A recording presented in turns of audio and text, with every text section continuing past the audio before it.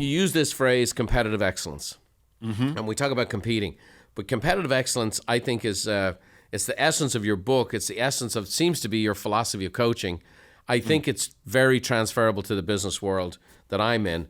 I'd love you to give your insight on what competitive excellence is. Well, the reality, of course, is that we don't control all the factors in the moment of competition.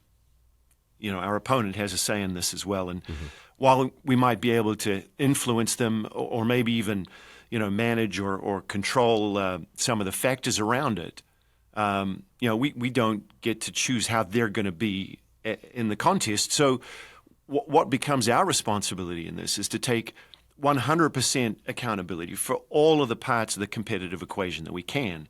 And if we can control the things we can control, then, you know, I think that gives us the best chance to control our performance, and then we're going to be good enough or we're not. You know, but I'm talking about things like, you know, let's start with hard work. I think lots of people talk about it, but I don't think everyone has the capacity for it. But it turns out that if you're going to be good, you got to put the hay in the barn. That's the reality. It's easy to say, it's hard to do.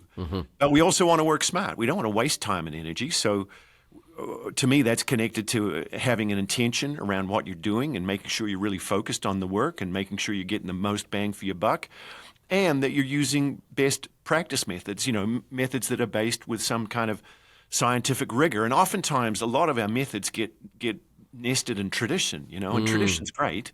But it's never the right reason for doing anything unless it's the right reason. So, you know, I think it's okay to have some rigor to the way that we go about doing the work. I think it's also about planning and preparation. You know, what do they say? It's failure to prepare is preparing to fail. I think that's a true thing. There's power in the details. And then we got to compete, right? We've got to be present. We got to be the best we can in the moment. And most people want to believe that we're going to rise to these big moments, you know, when we're competing, that we're somehow going to have these ethereal moments where we upgrade or upskill.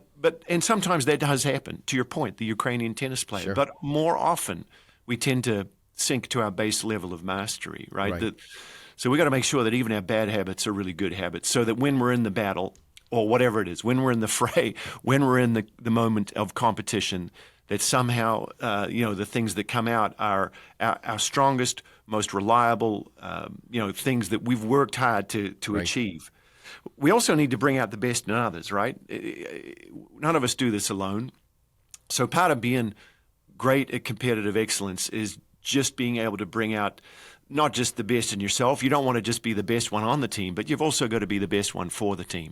So can you help those around you? You know, the rising tide's going to lift all the boats.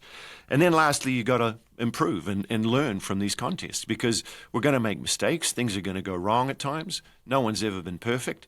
And so to that end, can we learn and move on? And if mistakes are made, can we forgive and learn? Forgive and forget. I'm not a fan of that, but forgive and learn. I think that's the way to go. I love it, and a great way to run a team. Thanks for watching. If you want more tips on how to think, feel, and do better, check out these videos too.